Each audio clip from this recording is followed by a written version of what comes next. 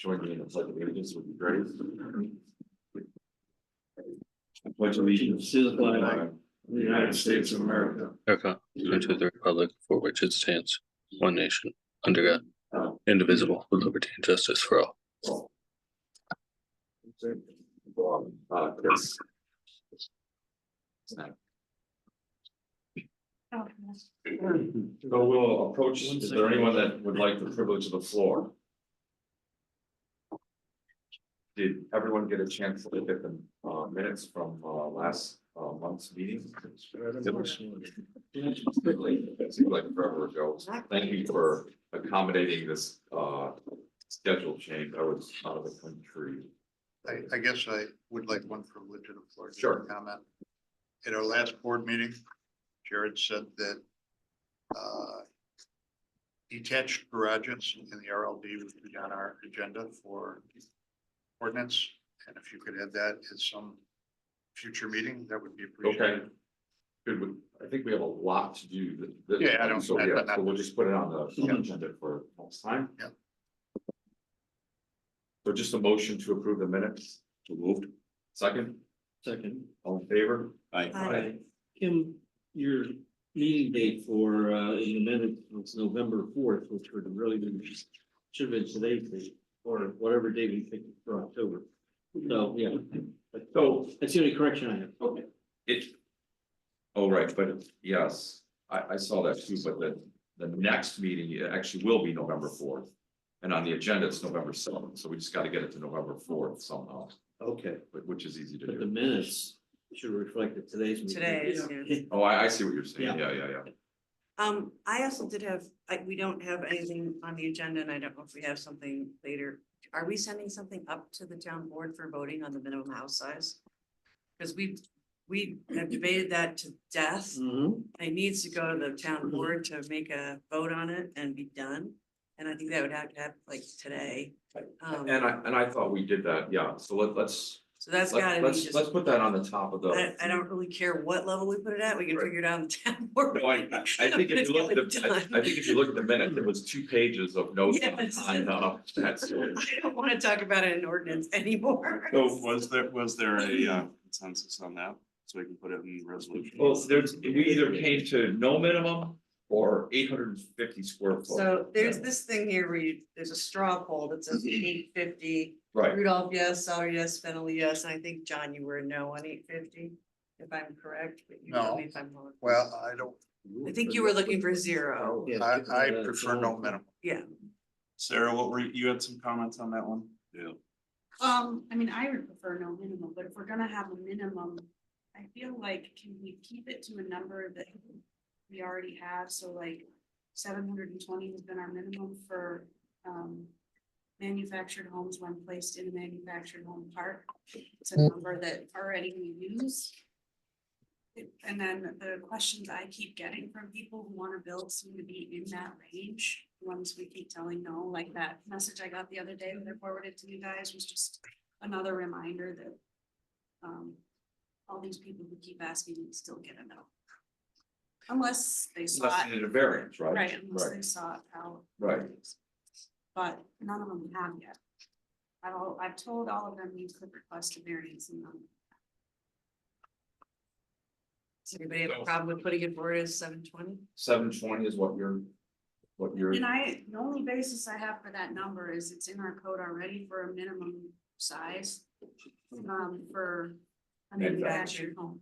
Well, it keeps it consistent. But Wait. we'd still have to remove the section about the minimum manufactured home you could place outside of a manufactured home park would be a double wide. So it would help if we remove that requirement too, and it truly could be 720. Is there any chance in God's green earth we could get that on Monday's agenda? unless you hand carry it. Well, We could do that. no, I mean, we could, but it still could get put in the agenda. The agenda won't get published until Wednesday. Trying to stick to rules. I know, you're trying, I know. But we also could we could throw that up and we could do a waiver of the rules and carry it. Just depends what it's gonna look, if we want that and the manufactured home section.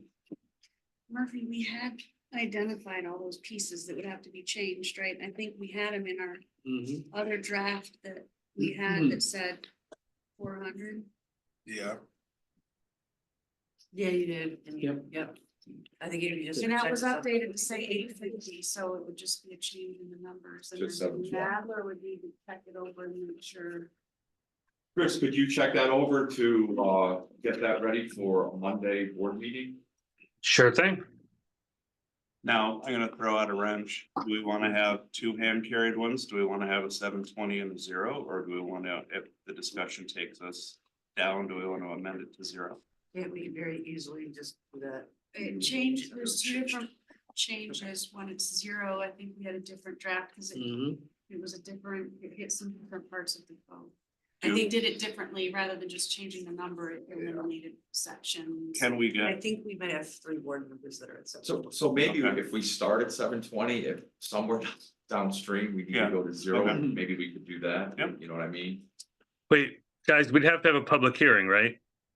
Yes, I believe That would so. be what this board meeting would be doing. So we'll hand carry a resolution setting a public hearing, setting a public hearing. Okay, and the public hearing would be for the last November meeting. Because we don't, the only one, because we only have one in November. got it. Murphy and I can. November 25th. Double check what we have and make sure, Chris Nadler, that you have both versions. Perfect. Is there a reason we can't get it on the agenda? I mean, I understand there's a deadline, but I'd prefer to have, have the backup I can meeting. get it on, we can get it on the agenda. I Yeah, mean, let's- hearing that you're talking about. We can get it, we can get that in so it shows up on the agenda, so we don't have to hand carry it. I think that'd be better, because then we could have the two versions attached to the public hearing resolution. Sounds good. So can you get that today? Yes, sir. Okay, if you can get it today, we can get it on the agenda Perfect. So 720. at 7:20. At 7:20, not two versions, just 7:20, Oh, okay. which is even easier. Yeah. say I could email it, we won't have them draft, so. So on to unsafe structures. Thank you. So we can't access.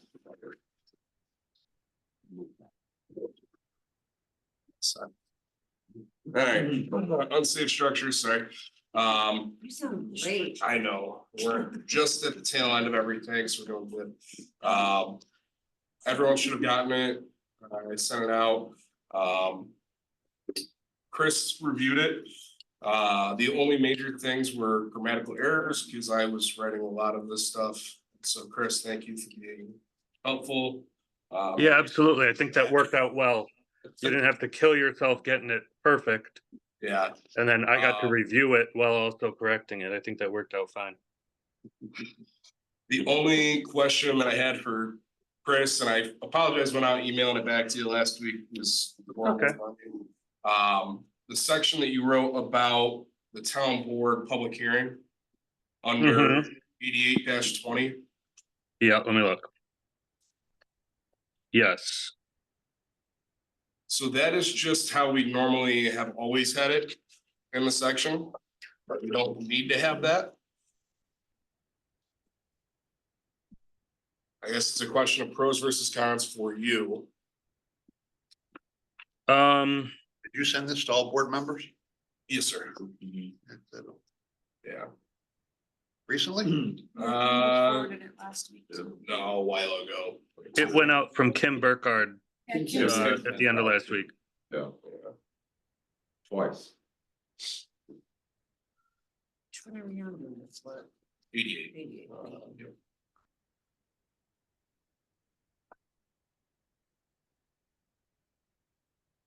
So that draft was the draft that Chris had revised. She said. Yep. I added this section? That doesn't sound like me. No, you added a note to it that says on mine that you sent to me, it says, is this necessary? Oh, Underneath subsection C. oh, So yeah, that was the only, besides the grammatical errors, that was the only point between you and I that we haven't gotten to discuss yet. yeah. You know, it's a policy decision. Does the town board want a public hearing before, you know, a property is torn down or not? That doesn't preclude, I mean, an emergency tearing down necessarily. I think so, yes, because every time I think of these things, I think of Lincoln Hill and. I think yes as well, unless it's an emergency situation. Yes. Okay, then I say leave it. Okay. There any other questions on it at all? Final draft, anyway. I said, I'll fix all the grammatical errors. Last week was not a fun week for me. And then we discussed before, the only other change is the addition of vacant building registry and stuff like that, which is important. And this will be for the November meeting, right? Public hearing, Chris, for this as well? Yes, Yeah. So we should have this ready to go for November. Yeah, this would be to set a public hearing. Right, the second hearing, right. Any other comments on unsafe? Great. Mike, you're on the docket today, floodplain ordinance. Yep, so. You wrote all this. I know. We sent you to conference, and you came back, you said, I need to do fault. 75 things. So good news. With a pill to swallow. We did get comments back from DEC and FEMA. I have not sent them to Chris because again, last week, I apologize, I was here one day. The majority of the comments are more or less replacements of definitions and stuff that New York State said, hey, we want to make this super complicated, so we're gonna use this definition as DEC tends to do. The larger the conversation that we need to have on this one before we move forward is in the eyes of New York State, DEC, as well as Department of State, DOS, they see that the section on critical facilities being placed outside of the 100-year floodplain would require approval from New York State to have in our ordinance. That's sought after Code Council, which is out in Albany, and it's required anytime that we exceed or become more restrictive than the Uniform Code. I thought that we could circumvent this, and I was honestly shocked when DEC came back with these comments, and the DOS contacted me and said, yeah, no, we concur. Seeing as how it's floodplain, you know, yes, there is a section within the building code, but it says revert back to your local ordinances. So let's see where it got a little confused. We can either remove the section on critical facilities and just keep it the same as we have since we've been a part of the NFIP, which is 2 feet of freeboard. And they can be within a floodplain. Or we can go through the Code Council process and try to become more restrictive. Which makes the most sense. Critical facility is Like the RG&E. any Substation, utility utility infrastructure, substation. any medical facility which is emergency or has surgical center operations, fire, police, municipal operations centers, stuff like that. So the goal was, and what I've been Is seeing, it town facilities? if they're emergency, If they're, so like Ononda, cabins would not be part of it. correct, yep, but town hall, your emergency operations center would be. Even town highway would be considered an emergency center. Okay. So it's not a huge ask of Code Council. I'm always hesitant when it comes to stuff like this. The perfect example is Farmington proposed a law which was identical to Victor's sprinkler law that they got passed about 4 or 5 years ago now. Farmington went before the Codes Council, an identical law, and Farmington got denied, Victor got approved. So it's very subjective. It's very, okay, you present the evidence on why you need this or why you require this to be code. So how often do you think that would come into play? If we went with a more restrictive code, It won't come into play often, but when it does, it's a pretty, it's important. yeah, I mean, the biggest example would be at County Road 10 and 46. The RG&E substation. They put in 1 foot of fill to be outside of the floodplain. So now they're only 6 inches above the floodplain. If we get a flood in that area, just like we did in July 9th, they're getting water in that substation. Right. So they've been doing stuff to try and alleviate that, but that's where I see it more. Is in our infrastructure and our utilities. So it sounds like it's something we should at least attempt.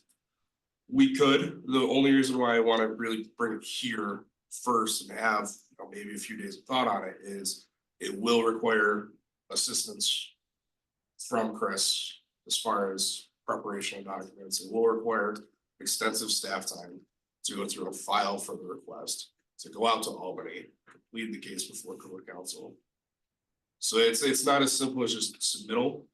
It is a rare occurrence. There's only been 20 of them since 2022.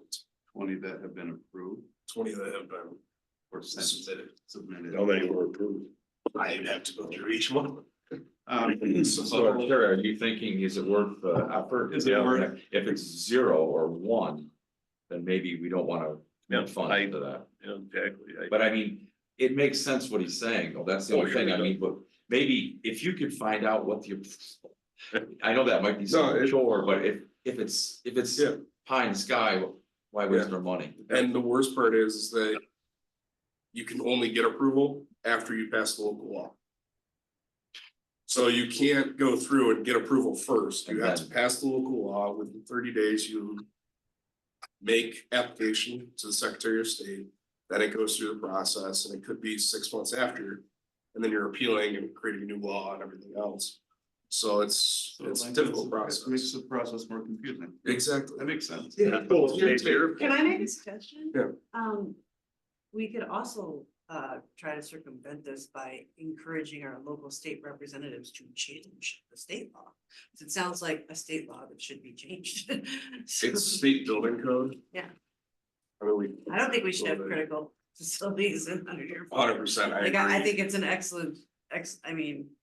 It probably would be more difficult for communities that are close to the ocean, I would imagine, but Well, you can make. Mike, Yeah. Mike, let me ask you this. Yep. Are we certain that it is in conflict with state building code? I understand they said it is or might be, but are we So- certain that it actually is? State building code does not directly call out critical facilities, but it does call out non-residential. So in the eyes of DOS, when I talked to their code council rep, he said, well, it's covered underneath this. If you didn't have a critical facility section, you would require it to be underneath non-residential. I said, yes, but ours is a local zoning, and local zoning has always been underneath AHJ, and more exclusively floodplain ordinance. We deal with it at a locality level. We need to have more restrictive standards. He said, I'm not saying you wouldn't get it, but it is more restrictive than the uniform code. And this is. I don't look at it that way, but he does, and I do agree with him after back and forth. So Well, so we don't have anything in writing from them, it's just a conversation? I can get something in writing easily, yeah. Cause my thought is, you know, I'm not suggesting we violate the law, but if we have an interpretation that differs from some guy at the Department of State, that's different than breaking the law. Yeah, We can enact, you know, if we have good reason to believe that we're acting within the bounds of the law, if we don't agree with his interpretation, we can go ahead and adopt it the way we want it. And it's then if the Department of State feels it's necessary, they can challenge that. I'm not suggesting that's the only course of action here. I'm just saying that's something we can consider. You yeah, don't necessarily have to ask for permission because, you know, one guy during a conversation suggested that we would have to. So if we pass this ordinance, who would challenge it? The state would come to us and say, your ordinances doesn't fall into this no, I code, or mean, would? the way that I would that I foresee it is RG&E comes in and they want to put a new substation. And Then they'll check.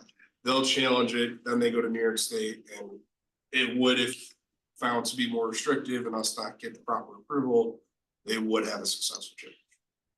Why would they wanna put the critical structure in? But they just Well, did, Terry, that's yeah, what well, it concerns me. When was that? That was probably. I think that was pre, That was in the I eighties. think, I don't think that was the thing that, Yeah, I I don't think it think- was pre this, it's more restrictive now. Yeah, I would think they'd take a, So, Well, what's the downside to us approving to making a more restrictive ordinance? If we get challenged in court, then we'd have to defend it, right? I mean, my only concern, and I totally agree, they should only be in these out of the floodplain, is we just had an LDC meeting about how difficult it is to get infrastructure here and to get there to be expansion on the grid. I don't want to scare off any grid expansion ever in my community because it's already a problem. The only thing is though, you don't want it to be susceptible to 100% problems as agree. well, right? That, I But- mean, People, RGD seems to be kind of looking for excuses to not spend money to update anything right now. But how much property they own on that County Road 10 spot? They don't know to expand anything. So it would be a new location anyway if they were gonna put. Yeah, and it's, I mean, we've got floodplains all throughout, so it's difficult to say. So it could be something like North Road, Yeah, I mean, it could be. a wide open, wide open, Yep. just spot that's been sitting for a while, so we do have a handful where they could focus on. Yeah. Cause it would be Which- cheap, As Adeline says, we kind of want, I know, we want infrastructure. yeah. So, I mean, so where are we on this? You would I like can to do see it more be more research. restrictive. I would love to, in the sense of, I think it's just personally the dumbest thing in the it world. is. To say you can have a police station, fire station, EMS, hospital. I mean, Tampa Bay General is a perfect example. Tampa Bay General is 7 feet above sea level. They get 10 foot of storm surge, they're gone. That's why they've been all over the news with a $10 million seawall. Because, we built a hospital right near the water because it looks cool. Well, now you have problems like this. So we're trying to kind of get ahead of this. Luckily, we don't have problems like that, Only but every 500 years. only every 500 Still years. 500 years. But I do think the flooding in July did show there are some areas that, yeah, I mean, 46 was flooded over top of the road. If we lost power, there was no getting it on until that water stopped. That's why we have certain items in this new law where, residential subdivisions need at least one road above the floodplain and everything else, so that there's at least backup plans. We're not making it difficult. So your recommendation to the committee would be to be more restrictive. yeah, we put it in, we do it. If in the future someone comes in and challenge it, they challenge it. That's what I'm kind of thinking. You might be able to scare them away if Right. you have it in But there. then you have Adeline saying, well, we don't want to scare off, but I don't know that we will. I hope, don't I think mean, that- I completely agree with you, don't get me wrong, I'm just saying, the last thing that I wanna do. I is hear that- both sides of the argument, but I think we want to make sure that our facilities are safe as well. Or maybe not common sense susceptible. would prevail and they would look and say, you know what, it makes sense to elevate the area by 3 feet. We're like, listen, you probably could force it through, but if you follow this, you will be protected. Because I'm sure they don't want to have to put in something that's only gonna get washed out potentially. Maybe Well, on you your would want to development page, we should damage start with like a map that shows like Good spots. flood, like if there's a 25-year flood, just big map, this is where it is. No, but just like, as soon as you go to the page, like the first thing you see, FYI. And maybe the other side of this is RG&E and utilities are not looking to build stuff. You know what I mean? So we would love that. So hopefully. That's what we heard last Thursday Right, morning. exactly. Exactly. So I mean, I don't know that would be discouraging or encouraging. It's, I think what we're good with is I think what we need to go with. So Form-based. I have two suggestions here. Well, I guess one is a comment and one is a suggestion. The comment is, I don't think it will, for the most part, discourage utility infrastructure installation. I think it will guide utility infrastructure installation if, engineers are the ones who do it, not the policymakers. They say, oh, they've got a law in the books that says they can't do it here. Let me find another place for it. Unless there's no other place for it, then in a high-risk area. And then the utility has to decide, is it worth it to fight about this? For the most part, even if they're, if they're legally able to fight about something, they're gonna opt to not do that and move their critical infrastructure to a place that doesn't violate our code. So I don't think it will discourage anybody, but I think it's a good question and there's no guarantees.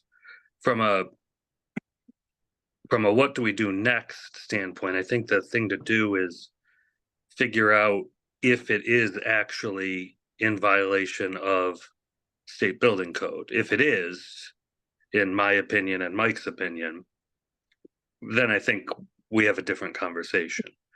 If it's arguable or questionable or definitely not, then I think we can proceed and enact it into code as written. But I think that would be the first step, is to decide whether we think it is in violation of state code or not. Does that make sense? It does, but we would have to enact that law for it to go any further anyway, right? Correct? Correct. Yeah. So why wouldn't we proceed with that? Cause I think the biggest thing with proceeding is the cost to the town. And it's not gonna be just my time. It's gonna be Chris's time, my time, Kyle's time to go out there. It's gathering research of how often this happens and all that. But until someone But challenges yeah. our ordinance, we've passed a law I mean, that if- needs to be No, challenged. Yeah, you're Well, not suggesting no. going ahead No. with that other. No, I going think- challenge. Oh, no, I'm saying- Yeah, that's what, yeah. Ordinance, right, and then let someone challenge. Yeah. No. Why wouldn't you do that? Because that'd be putting me on the line. 'Cause if I can't knowingly go through and follow something that's more restrictive without the proper proof. So what Chris is saying is I give see us, what you're saying. give us a month to come back and say this could 100% concrete is more restrictive. Or, hey, Mike and Chris, we've come back and now we're going through and saying, we really don't agree with New York State. We're gonna go ahead and do it. Because we have this proof that shows that we don't agree with it. They're not 100% correct, vice versa. Okay, Whereas if we come Exactly. back and we're like, oh no, yeah, okay. Yeah, I see where they're coming from. so we need something in writing from the guy you spoke to then, and maybe if we could find out what the success ratio is when you appeal that, that would give us some guidance to go forward. Good. Can you ask the question in another way, that is how many times of those 20 some odd times that you cited were in this particular area? Is what you talked Floodplains about, Victor, and well, that wasn't Oh, floodplain. in this area. Yeah. Only, I mean, in the floodplain question, not oh, I got you. not geographic Yeah. area, but. Yeah, none. you know, I'll be brutally honest with you, we're one of 5 municipalities in New York State that would not have the same floodplain ordinance. So when DEC came out with NFIP in 1970 something, they went around with, The same said, this is the ordinance, you're the code officer, and Terry, Pass that. sign that, Tom Ward passed this, congratulations, you're good. That's how they got up to 90 some odd % of coverage in New York State. No one's ever gone through and been like, they just keep doing the same thing. Problem is that the same thing Doesn't work. clearly isn't working. It's the path of least resistance for that. It is, right? yeah, I mean, the state's way is up, build higher, okay, but we see being a lakeside community, you build higher, what happens? Now you have centralized flow between houses, which creates more problems and all this other stuff. Or you have areas like Happiness House, which would be considered a critical facility. And then you have myself and Doug Finch at the time pulling people out and waste high water. Yeah. You know, like, they didn't have the foresight to go through and say, okay, these are gonna be problems in the future. They just look at buildings and making the buildings safe, which is fine. This is through DEC. You might want to touch base with, we have a planning board member who's a retired DEC engineer too. So- I've got everyone up in Albany that's already looked at this. So I've got two people I'm working with that oversee the whole department for DEC for floodplain. And they know what they're doing. They're really, I've met them personally. They're great people. They commended everything that we put into this. They think it's great. They think it's a really good idea. I hear, however. It's just that one DOS side of things where they're like, well, and then the only other comment they had was our compensable storage. So if you bring infill in the draft that was sent out, it was you needed to provide 150%. They said, you're just opening yourself up to a legal battle. You're really not gonna gain anything, just drop it to 100. And then it's even, you have to create storage to offset what you brought in. Instead of making the situation better, you're at least not making it worse. So let me ask you Yeah. a question. You bring up a good example, Happiness House. So you're saying now, if we have someone that wants to build in that floodplain, they could do it, Yes, but they gotta be 2 foot above the floodplain.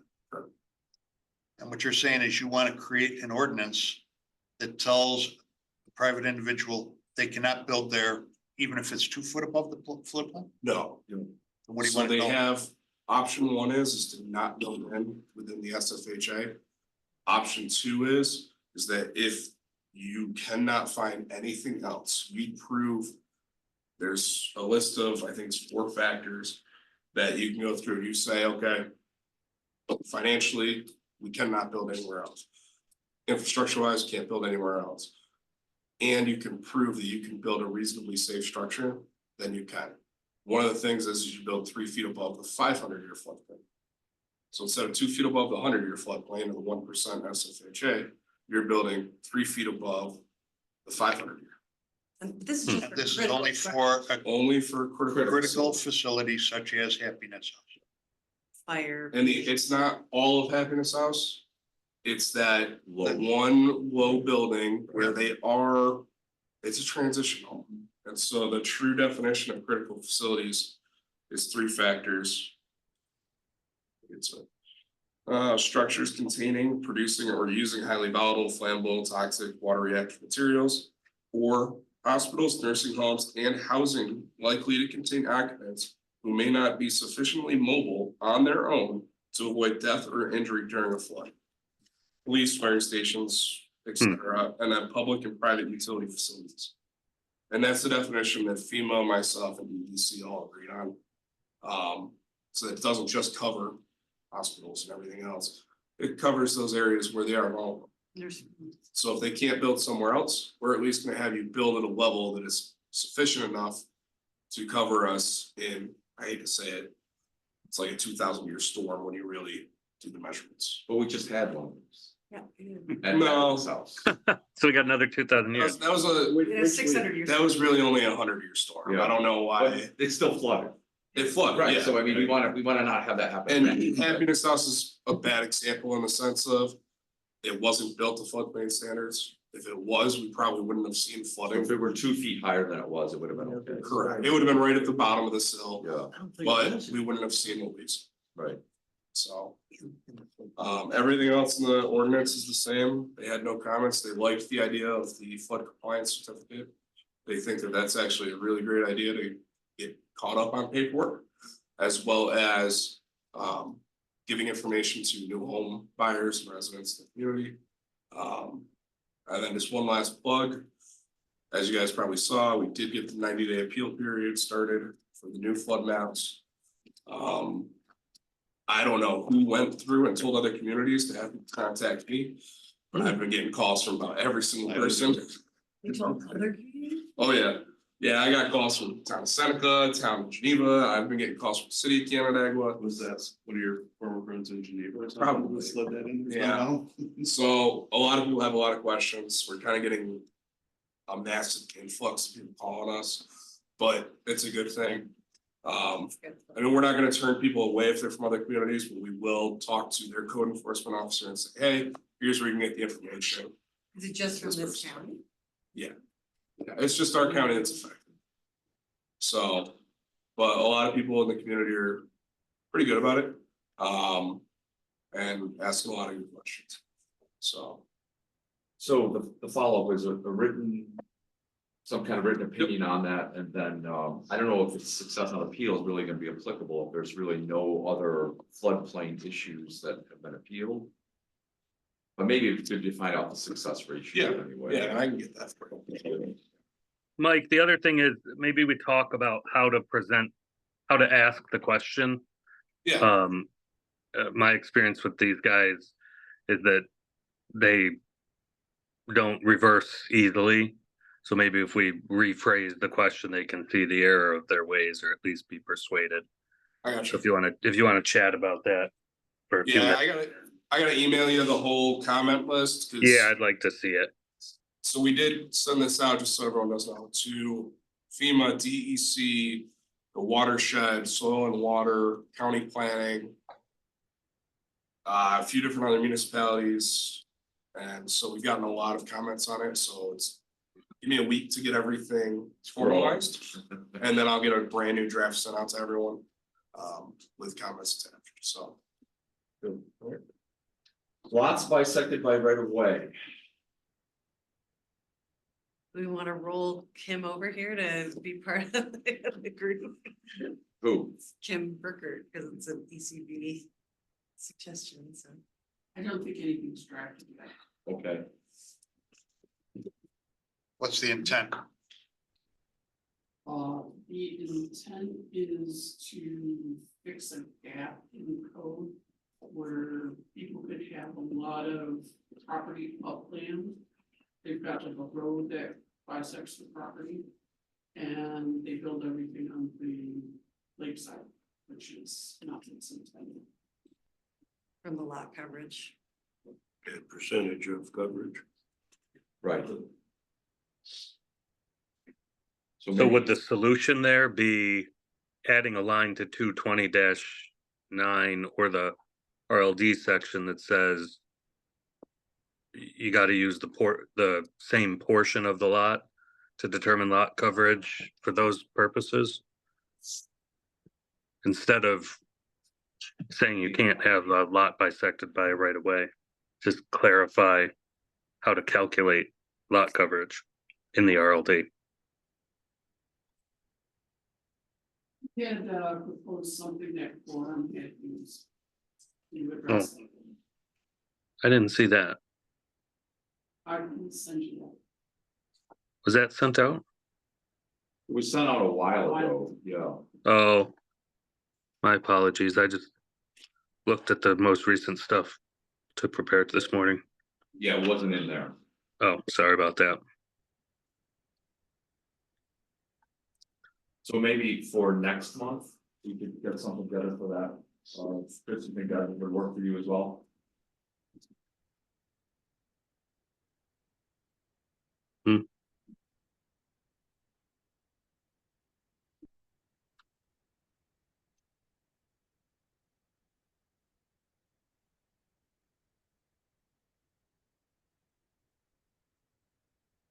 Chris, you think that's something we could prepare for next month's ordinance? Absolutely. Fire Uh, code. Fire alarm, sorry. Yes, Chris? No, sorry, I was just making a note. Alright, back to me. Oh, look. Yay. So the fire alarm code, Chris reviewed it, again, grammatical errors, because. After writing all of these, my eyes just kind of went cross-eyed. There's a few sections we're replacing with Victor's. That's already been done, I just gotta get it out to everyone. And then it should be pretty simple and straightforward, you know, it's. Something that's probably should have been on the books for a long time now, but it wasn't, and the fire departments are asking for it, so. Each fire department that covers town has seen this, city and Cheshire. Both fire chiefs like it, all the captains like it. No questions, no issues, and it's more or less just trying to create a process for them that's not calling myself in. So, How do we collect the fine? just like we do normally right now, So it's we a have- court process. Yeah, it's not I me mean, walking around people with. pay attention at $500 a false alarm. Yeah. So, After 2. After 2. You Yep. get 2 free. Victor, I don't think gets any free. Now, Maybe it gets they 1 get- free. They get the first one, and then the second one, if it's like cooking or something else, it's Yeah, so. And that's a big difference from us and other communities. Chief Magnera from City Fire was worried about calling it false alarms or calling it avoidable alarms because of the stigma. If you're cooking and your smoke detector goes off, I guess there were issues with a past chief of City Fire that was writing those up as avoidable alarms or false alarms and then issuing fines. So to make it very clear that we're not doing that, we're calling it avoidable. Because if you're cooking and you set off your smoke detector, well, that's what it's supposed to do. Yeah. So. You saw the definition of false alarm in there. Do you want that still? Yep. Oh, is there something else we have to do to this? Just grammatical errors that I gotta fix. But the flow and everything. Yep, So we're looking for to set up a. yep, It would be a December public hearing. yep, yeah, November to set up public hearings. December public hearing for that right now, we can't. No, we're not gonna keep sliding them in. We'll get it a December public hearing. So we'll set the public hearing at the November meeting. Then get it in December. Yeah, same as the other one, safe structures. Is there any pushback on this? No, like I said, this one's a pretty, every other municipality has one. For instance, there was, and I'll never say names or anything in these meetings, but there was a business on 332 in our municipality. Fire alarm went off over 40 times in a 1 week period. And it got to the point where the staff just took the alarm right out of service. And it wasn't just fire, that was 40 times that it rang into dispatch, so that was fire and PD. And it just killed everyone's kind of workflow. And then I showed up and the alarm was still out of service. And so finally, we just issued appearance tickets and said, fine, we're just on the report, and it got fixed, so. As hard as it is, that's usually what it takes to get some. So this way we've got something quicker and easier than just going to court on a faulty alarm. So if fire department gets called out on a false alarm, will they get it, will that homeowner or business owner get a notification like, yes, this was one, you have one more, and after that, here's what's going to happen? Yep, yeah, and that's under 77-6 notice to owners. Okay.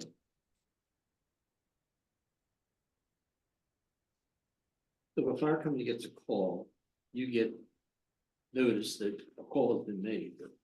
You're tracking the occurrences, So the fire department will go through and track them for me.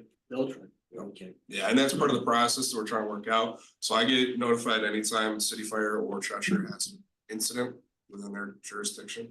But what we're going through is we're gonna need call records and call sheets from this dispatch center. So we're creating a process that's just gonna be a little bit more sophisticated than I got a text message. And so whoever answers the call will determine if it's an avoidable alarm. Yep. That- And that'll be usually the fire chief or Right. captain that's on scene.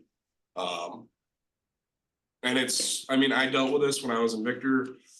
It wasn't like, oh, it's your first time, there's your first warning. It was usually, they say at Victor schools, when 5 times in 1 week, we were going like, okay, now we're kind of upset. You know, it's really not the first one. The first one that got reported was usually the 5th. So it takes a lot to get someone upset. my understanding also is that the police chief or police captain, whoever's filling out the after action report, I think it's on the after action report. They've already been making these decisions, whether it's an avoidable alarm or not, after every incident. Yeah, correct. It's And one of the it's difference. pretty standardized. It's not discretionary. It's, okay, this falls within the realm of avoidable, this doesn't. So this is primarily businesses, nonprofits, commercials. It's not homeowners that have, No. so. But if it does get to that point, then yes, Yeah, it's, because this is when an alarm's ringing through. It's not Correct. like your personal smoke alarm that you've got to call 911 to acquire Correct. service. yeah, this is, you know, your smoke head's been damaged and it's constantly going off, or there's an issue with your sprinkler system and it's constantly going off. And it takes resources away. It It's really making does. sure that those businesses are recognizing that these are emergent situations that they need to fix immediately, not just let sit there because they don't feel like paying. Yeah, because if you call for an emergent Yeah. repair, it's usually twice the rate, Mhm. and they don't wanna do that, so. And it has nothing to do with if you have a alarm system in your house that somebody triggers. No, No, it was, cause at that point, that's not an avoidable alarm, that's a false alarm. Right. You know, and that's. Well, it's also, this is only for alarm systems Right. that ring through to That the would- police department, so Anything There- interior of the house. Fire. there are no residential. Any monitored system. Yep. Yeah. So yeah, in that case, again, if it goes off, someone's cooking, that's a false alarm, it's not. No, I mean, someone enters the house and the alarm goes off, and you don't get the code in. Oh, no, that It's doesn't, totally not part of that yeah, at we all. don't cover PD, Okay, we good, only good. cover Then we're fire gonna get cited. because of There's that. a lot of those, there's a lot of. It's a lot of those. I'm like, that happens I don't here. want Trincion to have to figure some reporting system. $500 a wrap So- for that. Yeah.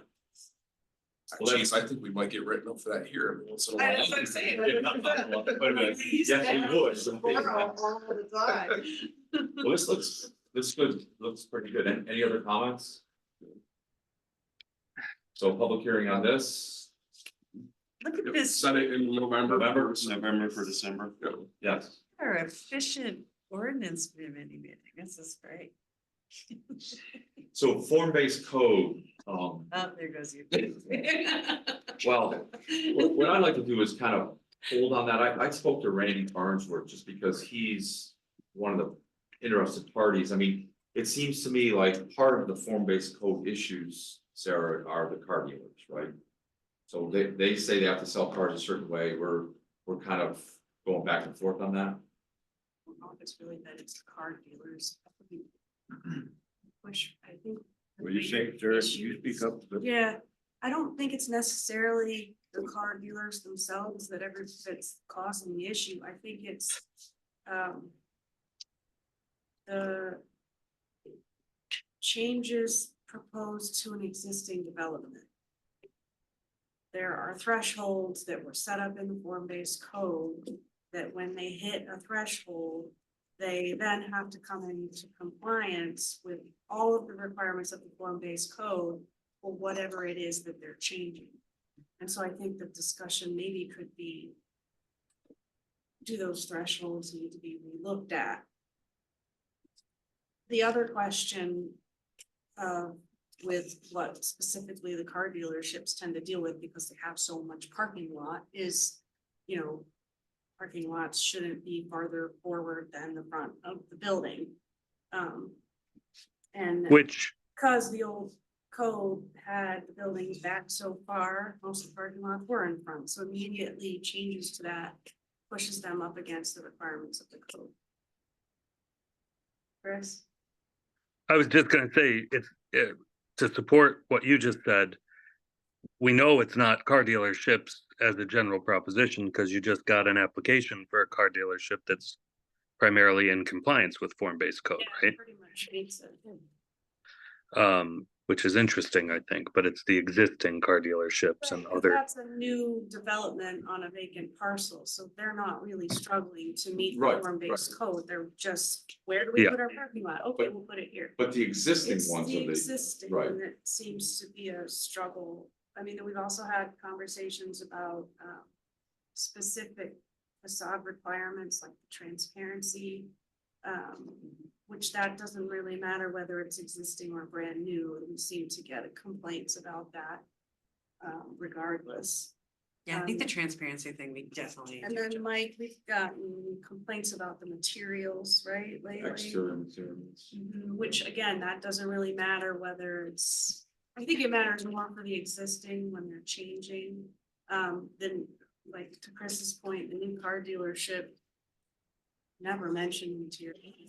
yeah, they don't care. They just put whatever they're required to on their brand new building, but They didn't actually mention anything about transparency. That's where the car dealerships actually have zero Yeah. complaints. from Yeah, my- they're good with that. Because they're already more than needing it. Because it's good for business. Right. The transparency seems to be showing up with the multifamily buildings and things Which- like that. Yeah, which we had only one go through, and that was Edgemere. Unfortunately, they didn't build, but they sought and received a variance. Now, it wasn't a complete variance from the full requirement. They just asked for a reduced amount of transparency. Still, I think they still proposed more than what they would have had to in the other sections, but Wasn't that in the wrong area? what? That was in 332. They were in the mixed use area, cause they were over on that vacant parcel on Parkside where now Trolley Station wants to go. I think they, they needed 40% and they asked for 30 instead or something like that. I think we should definitely reduce the transparency. I think that's come up again and again.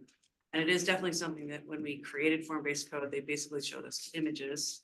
And we picked the images that looked like what we wanted, and I think we're finding in practice that it's too high. So for all sections, so I think we should definitely reduce the transparency requirement, so.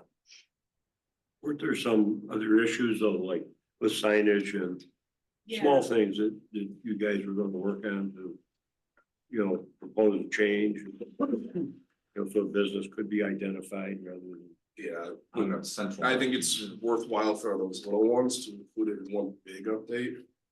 Than just, Your Piecemeal. yeah. I'd rather see it as one comprehensive.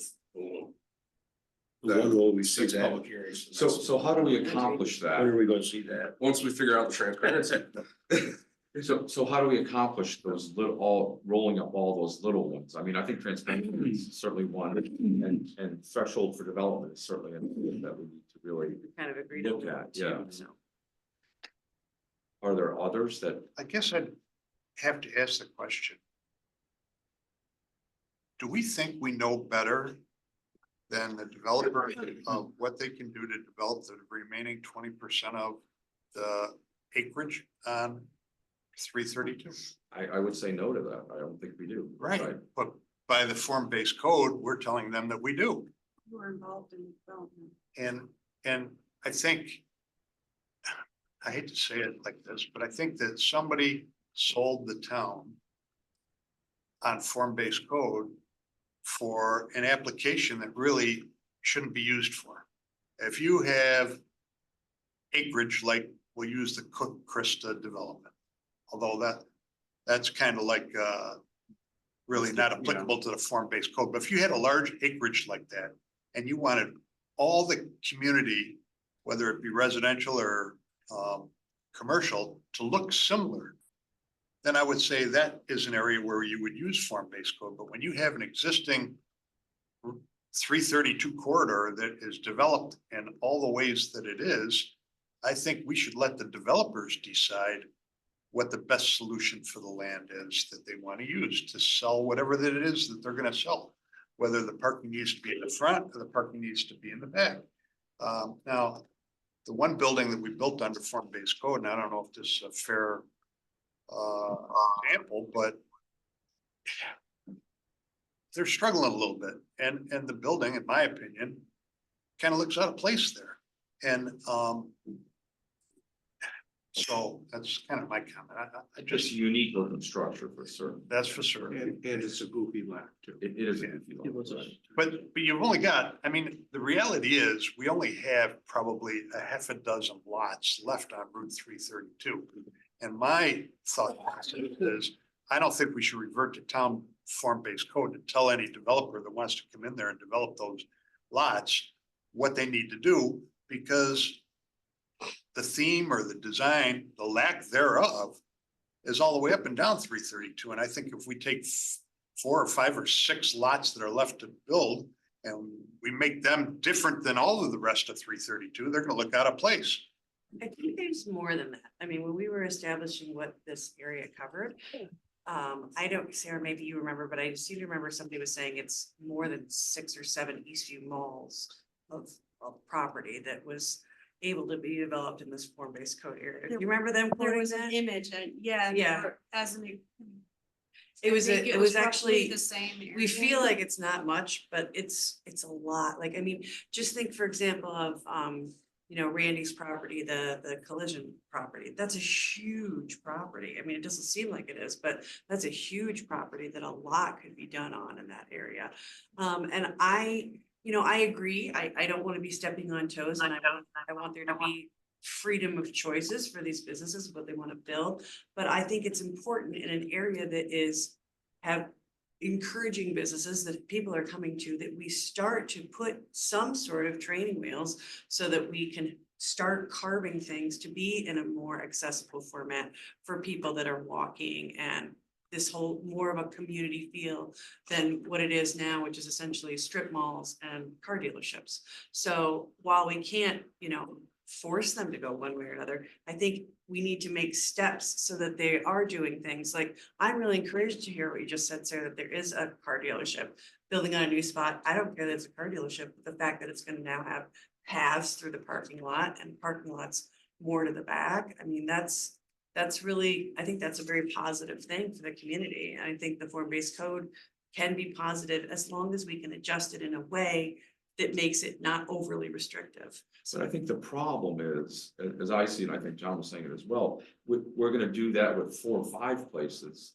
And the other places are gonna look, I mean, you're never changing Garber Cadillac, you know, that's a brand new building. It's always gonna be there in our lifetime. The thing that's So gonna how stand many out more? is the new ones, The the new new ones that form-based are- code are gonna be different. Right, From what's right, that's kind of what That's kind of. that's kind of what I mean. But in a positive way. But- You know, why is I that? don't That's think it's a positive. I don't know if it's We don't know if it's positive. positive. The That's very developer, subjective. the developer of the parcel is the one that ultimately knows whether it's positive or negative. If we tell them that they have to build it a particular way, and that doesn't satisfy their sales objective or their commercial objective, then that's not positive. And if we're restricting development of those lots that have been sitting there for quite some time now, because people don't want to build per the form-based code, that's not a positive. We want to attract business here, and we had 3 developers come and sit before the LDC telling us the form-based code is too restrictive. And we're talking about modifying it. We're talking about reducing the transparency. I would and say- we're talking about, Throw it away and start all over again. I mean, I know that, so I personally, I don't think the 332 corridor, I think looking at form-based code, that was an idealistic way to try to look at something that somebody said they didn't like because of the looks. You're never gonna fix that. We're Right. gonna have all the issues, you know, and there's, I think Krista, I think the Cook property has shown us that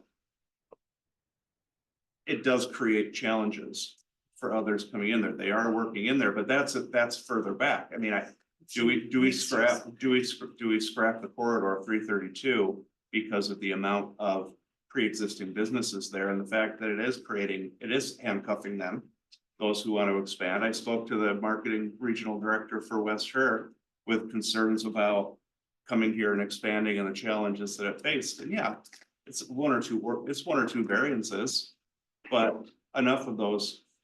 And they might say, well, we're not going to expand in Canandaigua, we're going to go somewhere else, and thank you very much. Maybe keeping it in the back area in the offshoots of 332 could be a viable option. I don't think it fits keeping it in the direct 332 corridor, just because of the challenges that it creates. You're saying form-based code. doesn't Form-based fit code. I just think we're gonna have a hodgepodge Yeah. and But to Adeline's point, I would love to see some of that stuff stay in place, like walkways, trees, Oh, those kind of things. and those things we can, Pardon me? those things, I Right, think, right. those things I we agree. can. I don't think anybody's gonna, I'm certainly not pushing back on that. Excuse me. I'm gonna leave you guys to debate and deliberate. I think Thanks, Chris. Thanks, Chris. you're on the right track in terms of deliberation of it. So All right, good talk. Thank you. call if you need anything. Bye. Chris is saying, I don't want any part of this. No, you guys are rambling. The opposite of that in a hurry. That didn't take them long. I've never, I like, there's some tenets of the, form-based code that I like. I've never been a huge fan from the very beginning. I've had Well, my you know, doubts. it really, I if you have a blank.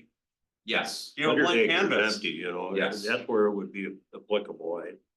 You're gonna wind up with this hodgepodge. stuff that meets form-based code and 80% of it doesn't, so Why is that how bad? effective has it been? It's not gonna be effective.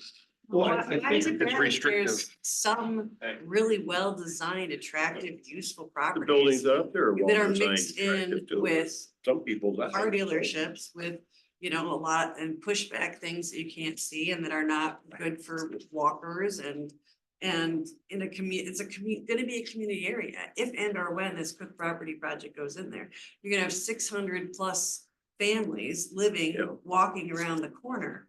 And as I said, you know, before, I had some work done on my car last year at Garber, whatever it's called now. And I said, okay, I want to start looking at a new car across the street over there at Ontario Mazda. And I purposefully did it on the way there, the way that I would do it legally, which was walk all the way up the street to cross the light and all the way down the street to go there.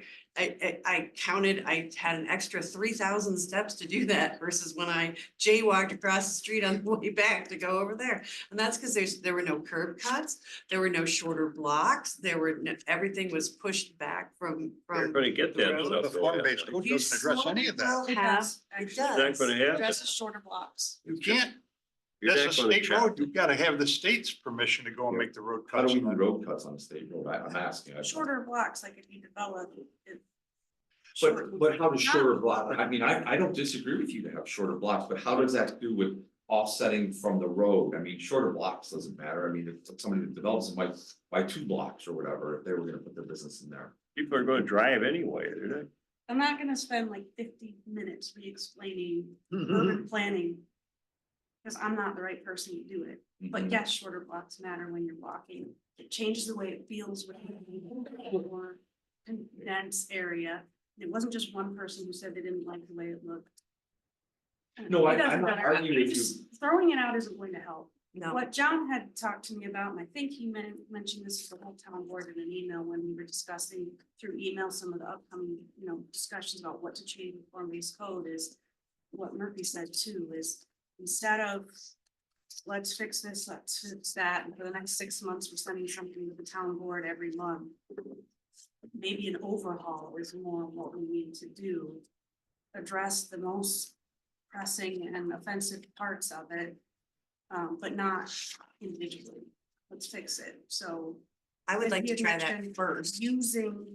going to our comprehensive plan for someone who doesn't have the background. I really appreciate his effort to learn the development and economic side of it, but and finding where form-based code is in conflict with our goals and vision for, you know, looking at our chapters on economic development and everything like that, and But make it match and then Right. fix the problems. But I think part of looking at that is what are we doing to the development that's already there? Are we discouraging that with what we would That's propose? what I was talking about with the thresholds. Right, Find maybe some more things for really threshold. right. Agreed. That's, Well, when are we If you gonna make the have threshold- this whole package together so we can look? In our lifetime. I think they're Yeah, we looking got for another direction 14 from months, us. so- on the Okay, areas so we that wanna can look at, change. we wanna look at transparency. Yes, We wanna look at pre-existing properties that already have a building on them that are looking to adapt and looking to change. What is that? Well, it triggers, now you must conform to all of form-based code. Chuck, are you seeing any? On the planning, No, we have are to, you seeing concerns that you guys are dealing with that we can clean up? well, the issue of the car dealerships, it's the Honda dealer, we had a recent application on that. And through conversation back and forth in different meetings, we said, you sort of meet us halfway.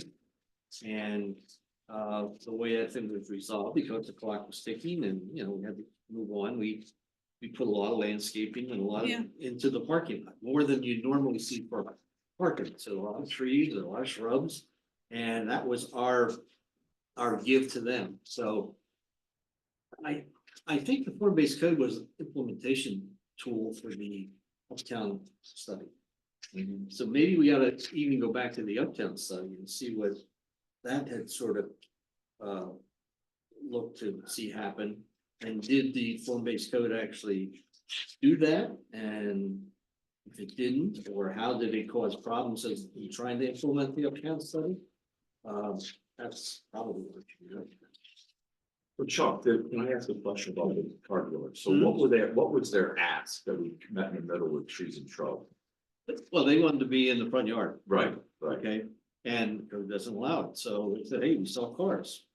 And we want the cars out front, we want to be able to have, potential buyers come, be able to walk and look at the car they're gonna buy. Right. And they have to walk all the way to the back of the lot, or, they gave various. It's the reasons. drive-by thing too, they drive by. Well, the driveway car, thing yeah. too, yeah, Yeah. so, and they had this lot, there's corner Emerson. and Right. 332, and that's where they wanted to put this, display as well as overflow parking.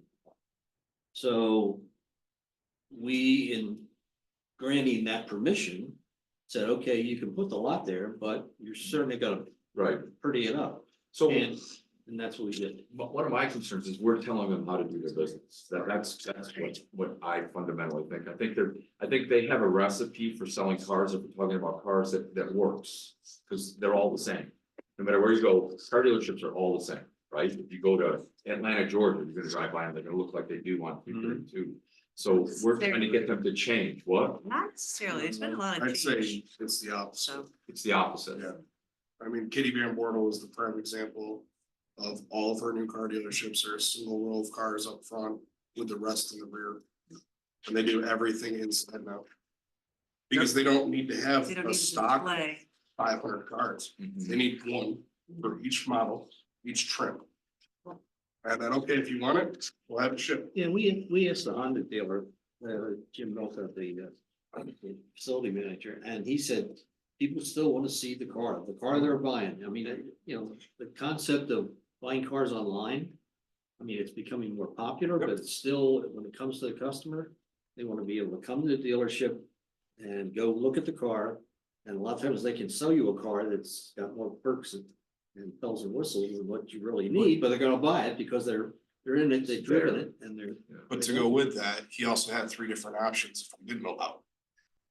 He came to us with, okay, well, we can build parking back here.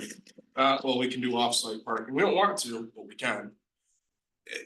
To say that we tied their hands. Yo, I'm not. I would say, just like anywhere else, they're gonna push. McDonald's is always gonna push for the bright yellow arches. But if you go all around the country, you're gonna see very few of those nowadays. Because they can't. Popeyes wanted a monopole sign. We said no, okay, they didn't give a monopole sign. It's just zoning in general for us to say, yeah, you can't do that, but you can do this. So it's a give and a take. I think the biggest point of view with the form-based code and John's perspective is that you wanted to drive development.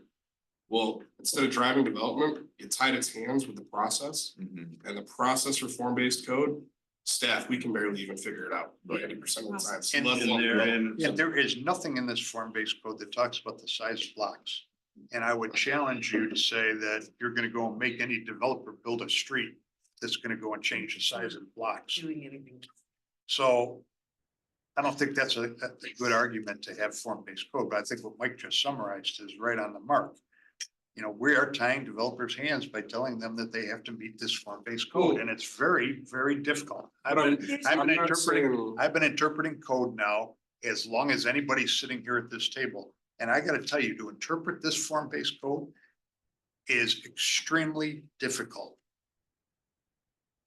So I'm not, just to be clear, I'm not saying that form-based code is extremely different. I'm saying the process that we've built in form-based code. I mean, Tying their hands. This committee came to staff and asked us to figure out a way to not have single family homes in site plan review, because we want to make it more expedited. We want to drive development.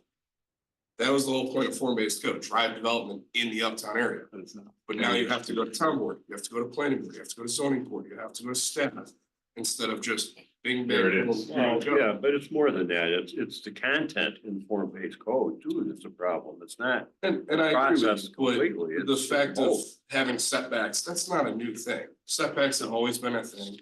The parking in front of structures versus in the rear isn't gonna change a developer. LaFroyce and I had a very long conversation about Garber Cadillac because they wanna do a new building in front. And once we sat down, I was like, no, do it this way. They're like, okay, yeah, that makes sense, but it's completely backwards to what we think. So, So. I have a question. With this, when it was created, and the idea of it, was it because, you know, the point to the hodgepodge of it, you know, or to develop the ones, the lots that aren't developed, then to have those existing ones that are gonna be there forever.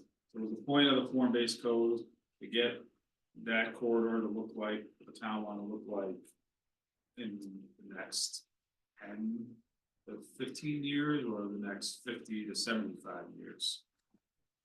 I guess is really the main point of it, because the side of it's a short-term solution or a long-term solution as far as what that area wants to look like, because you're right, I don't think like those dealerships that are there, they're probably not rebuilding their building anytime in the next 50 years.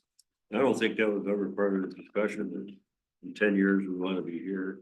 It's So- 30% conversion, you know, there is no So I you know, think in table laid determining out like that. what you want to accomplish in that area with the form-based code, or how it needs to change, or how, you know, something else needs to come in, whatever you guys might decide, is the time frame of it, because that, how it is now, I mean, you're gonna get the hodgepodge until probably, I would say 50 to 75 years from now, where eventually when those buildings start getting rebuilt, or they start expanding, or whatever they need to do, that's. Well, it wasn't intending to put any restrictions on existing businesses.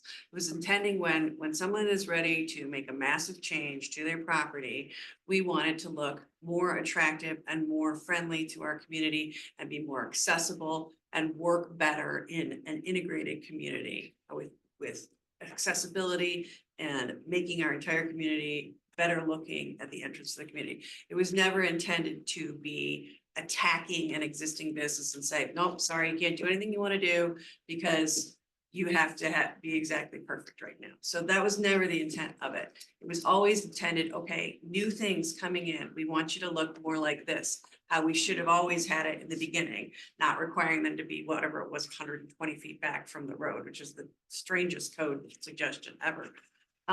But it was intended to do a slow improve of the area and to encourage businesses to come there. Now, yes, we, like you said, the process, there are definite problems with that. With the transparency, definite problems with that. We probably set that threshold way too low. There's a huge problem with that as well. So let's fix the process. Let's fix those issues, give it a try, and see if that's helpful to it. So And I don't think we can base how many businesses have tried to build something in the area from 2020 to 2024 on, you know, the success of the form-based code, because we've had the highest interest rates we've ever had in that period, not ever, but recent interest rates we've ever had, and a massive worldwide pandemic. So it's not really an area where we can evaluate the efficacy of the form-based code in the last 4 years. I would add to that the conversation that we really haven't had around form-based code. And that is that we need to encourage economic development along Route 332 as quick as we can, because it is the only way we can go and encourage more revenue to come to this town so that we can keep our taxpayers' property taxes down low.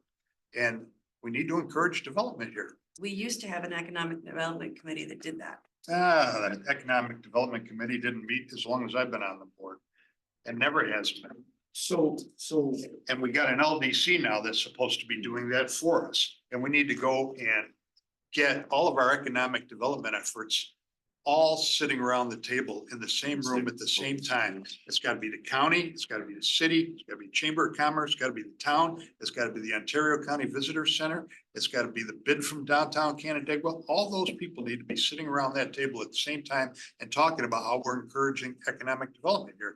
And we all need to be talking about how we're doing our part, what part we are playing in that role. So one of our parts could be to look at, we can obviously agree on that something needs to be done with form-based code. I mean, we can all agree on that. What it is still remains to be seen, but it sounds to me like we need to look at the process. The threshold for development and transparency. So how do we do that? The threshold for development and transparency should be fairly simple. We can just, those two issues are not. I got an idea. So, Why don't we go back to what we had before we had form-based code and modify that as opposed to taking this and trying to modify it? Because this is almost incomprehensible. You got your town planner telling you that as well. I So- didn't say it was incomprehensible. Well, you said it's very difficult to Process is interpret the difficult code. interpretations. Well, the same thing. So I say, why not go from where we were and modify that as opposed to trying to take this and modify it to, let me Make remind a you, we difference. won a state award for being a leader Okay, in great. changing how our code system works. that's great. Form-based code. So we won a bureaucratic award. Don't, please don't elevate it to an angry conversation. It's not, I'm not angry. I'm just being emphatic about it. I'm just saying, hey, you can go whisper all you want, but the bottom line is a bureaucracy gave us an award on this. They're not helping us with economic development here in Canada. We're being a leader in how you do code statewide. It's a change, and I think it's a positive change. Sarah, you were trying to say something. I don't know that, there are a lot of communities clamoring to do this. I really don't. I don't Because think it's there new, are. And it's. Well, it's not Not new. because it's new. It's not new. They use this all over the country. You know, I don't know how, I don't know the numbers, so. I I think can't downtown comment right Rochester now. uses it, the area around Highland, about University of Rochester. Right.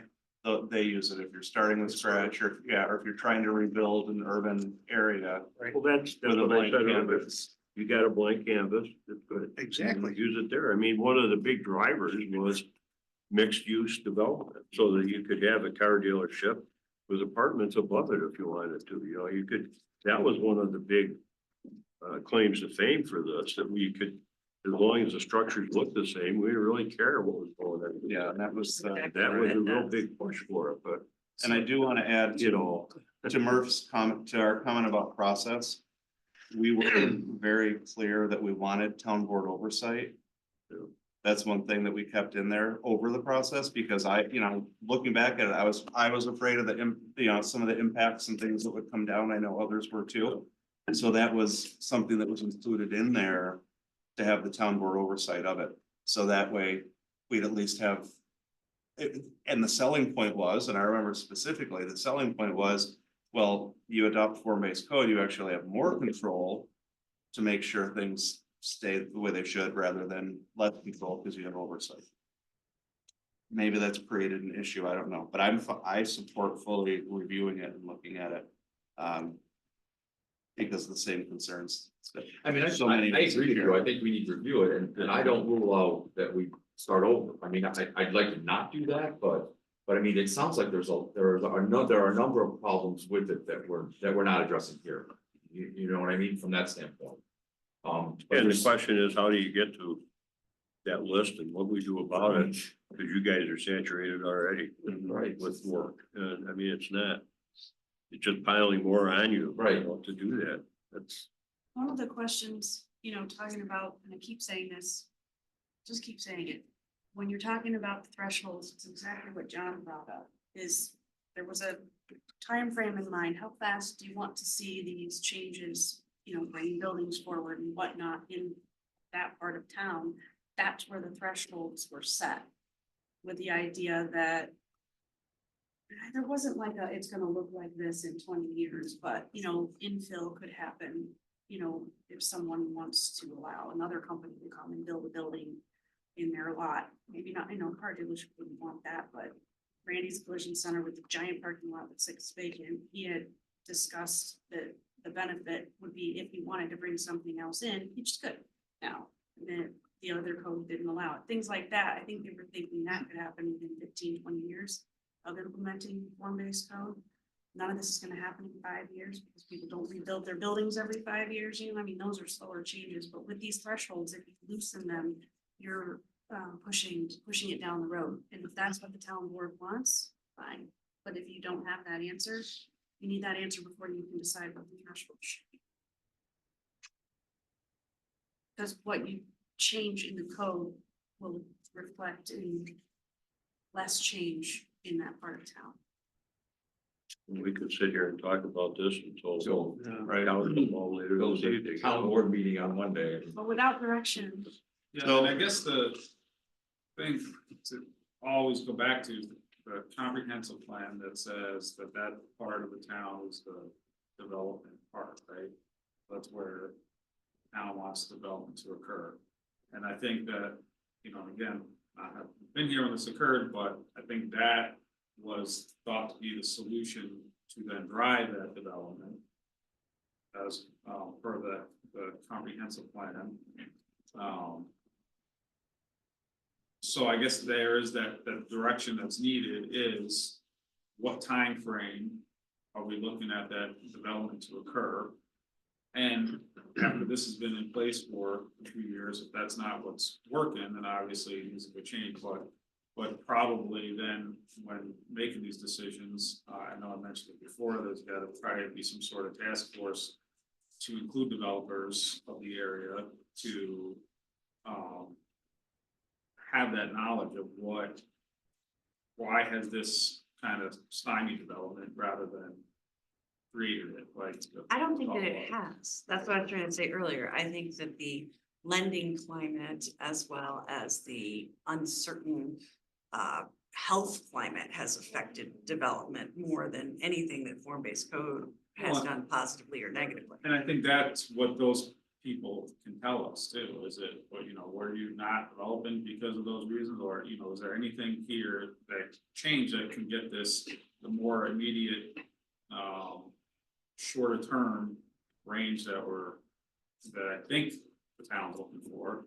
Well, rather and than you throwing use the out word numbers. drive development. I think, do we want to drive development or do we want to encourage development? Those are two different things, I think. So I'm not sure form-based code is encouraging development, but it's definitely trying to drive development, which we've seen very little. So, I mean, that's where we get stuck. The one very big positive that I see in form-based code and being saying how restrictive it is the wrong way of putting it, but the requirements that it has is that you're gonna get people that really want to be here, right? For me, in my perspective, the biggest driver of how a community is doing is driving down the main street and seeing how many vacant storefronts there are. Example A is drive from Route 96 in Farmington all the way to Pittsburgh and keep count of how many Victor locations are empty. Right? There's a lot of them. Mhm. East Two Mall has several vacant storefronts. Town of Canandaigua, we've got four vacant storefronts in the whole town. I'd rather see people come in that want to be here. That's just my 5 cents. But that's kind of the problem, is you don't have these people coming in to knock everything down. You just want to have them come in and build if they actually want to be here. We saw Sierra go into the vacant storefront, that was great. We saw Popeyes go in and build their building down there, that's great. If you want to build outside of form-based code, we have an area. But if you want to build in form-based code, you go up there. Well, the biggest development that is in our town in terms of residential is this quick development. And we have to use incentive zoning in order to make that happen, so. With form-based code. I think that form-based ended code. up being a positive for everyone involved. I think, I mean, Yeah, Sarah and but I we had a wouldn't have had to conversation do about that this. if we didn't have, you know, I think I was using- part having of to the use process incentive zoning too, but works. I just have my doubts about it. So, I mean, I think it there's gets so back many to, problems with it. form-based code needs to be looked at some way, shape, form, matter. What does that look like? Because we go around the table, we go around the table, we go around the table. So is this committee gonna do it? Are we gonna come up with something? How do we do that? I mean, we can come up with a separate group, like John had talked about, and just pull in A developer? and pull in people. I know Blue Shirt John, I know we can pull in some of the connections and contacts you have. We brought in, we had meetings with, with Iverson, with Bragg, with a bunch of those guys. I'm sure there are others that we can get in on that steering group and look and see what we're doing. Is it helping or is it not? But I don't want to create another committee to just have one. Just let me comment on that. Yeah. Your idea of bringing other developers in. My experience has been that the developers don't want to participate in that type of conversation because they don't want to be singled out. Right, okay. You know, I think it was very, it was great that we were able to get the three that we got in to talk to the LDC. But even they were very guarded in what they said and tried to be very politically correct about what they said. And that's the reason why they don't Right. want to be singled out and say, well, geez, this guy's a bad guy or that's a good guy. You know, it's a fine line that they want. Right. But they need to voice their opinion. So Is the it's- town, is the town a good place to develop? I mean, I get where they don't wanna say that in front of everybody else, but at some time, there has to be a safe spot for them to say, hey, you guys are terrible at development, or you guys are good at development, you know what I mean? Unless we hear that, how do we know? It's gotta be those individuals. Last time I shared with what I've been hearing, I got slammed. So, take it for what it's worth. I mean, maybe Cook could come in, he's got, he's got a current He's not gonna experience with come in. us. Yeah, I I've already think, asked him. He's not gonna. and I think people, yeah, and I get it. I mean, you don't wanna come in and drop drop problems on And the say, this is places a that terrible you- place to it's develop. terrible, and then come back and say, hey, here's my application, can you review it? No, That, that does not, that's you're putting them on the spot. right, and that, you're right, and I agree with that. So, but we still need some committee to look at this. Yeah, so we'll, What about, I mean, I guess they don't necessarily need to be people from this area. I mean, Yeah. some developers that, do this all over the state, the country. That come in and look at your development plan and economic development. And I mean, they don't have a stake in the community, but they're the experts in it and that can kind of have a pulse on it. I mean, there's that option. I just want to remind everybody that when this was developed, we had about 40 different developers that were part of the process. Randy Farnsworth was on the committee that helped develop this as well. So I think maybe we could also just simply look back at some of the notes from the Economic Development Committee that ended with the creation of the LDC in 2020. Maybe you get that same group of people together and see what their opinion is now. That's Now what I that was it just thinking, the looks- exact same thing. too. Down It's to the like, book that you say, here's what do you think of it? Because Yeah, not singling Randy out, but I don't know that he's a big fan of it right now. I'm and I pretty think, sure he's not. and I think a lot of those people, yeah, I 100% Pretty agree sure on he's that one. not. And those people, they might look back and they say, well, this isn't where they're This is what surprised. we're thinking. Right, I mean, we can't be afraid to go back and look and review things and say, you know what, yeah, we went through and we did it, but it's not set in stone, these aren't 10 tablets. That's our job, is to look back and review these things and make sure, did this meet its goals, not say, well, we did it. We had a group that did it, we had people going through and giving input, and this is what we created, so we have to live with it. It's okay to look back and say, you know what, we tried it, there are a couple things we liked, we swung and missed on a bunch of other things, that's okay. So let's try to clean it up. We could also re-engage Bergman in the process. Well, that's the thing. It wasn't us that really led the thing. It was. It was what's her name? As a Bergman. consultant, Kimberly. and that's where I come back to That's- John's comment. And I mean, sometimes, It's okay. You can agree with me once in a while, Jared. all right, I go, John, but sometimes people come in and they sell us things. This is a cool new thing. This So is we a just cool need to new revisit trend. that. We and need to see review it. But the concept looked right, how is the implementation going? Yeah. I mean, that's really what we need to look at, is Mhm. it working, is it not working, what's not Mhm. working? I think the concept is still correct. It's just too restrictive. I think there are some serious positives about changing the zoning for form-based code. I think we just have process issues that are problematic. I think this happened to hit a really difficult time. So, Entire economic development world. so what we need to do is form this It committee, needs to so be adjusted. you wanna, We'll, I mean, who's interested in, we'll talk, I am. all right, so we'll talk and we'll get. get some this people going. together, yeah, and Yeah. maybe we pay Bergman to come in. to- I mean, I don't, Well, they're gonna tell you. yeah, let's, That's the they're other gonna- side. I- They created. You guys, it was based on choices. Yes, they showed you the pictures that you picked from, Exactly. but it was still the group that said, we like that one. And the code was built around the choices made by that community. So Which was a large. I gotta, what are you willing to give up from those choices that were made because that's what, you gotta get, if you wanna make the code easier for everybody, you're giving up something that you chose when you picked the pieces of the form-based code. Longer time for it to change the way it looks in Uptown. There were concerns about what kind of materials people use, like, we don't want you putting corrugated metal buildings up there. Before, that wasn't a restriction. Form-based code, you can't do that, so if we lessen or reduce the requirements with the materials requirement, you might get some looks that you don't like. And we didn't say that building has to be this shape or that shape, like the one at Canandaigua Crossings, that was their idea. Transparency, yes, but like how it looks, the code doesn't say that, but what But we are can you going to choose that. step back but- from? Right, but I think we need But to you look gotta at that find out. once again, I mean, because I mean, no one's gonna That's argue all I that was gonna development's get gone to up. is that for Murphy and me and whoever to just propose some changes is probably not what we wanna Right. do. You, as a board, have to decide what you want to change for us to give you something to vote on, Right. I don't think there's any doubt that when this was created, everybody did it thinking it was the best thing and the best way forward and to accomplish the goals. But just like any plan, I mean, once. I voted against it, I'll just say.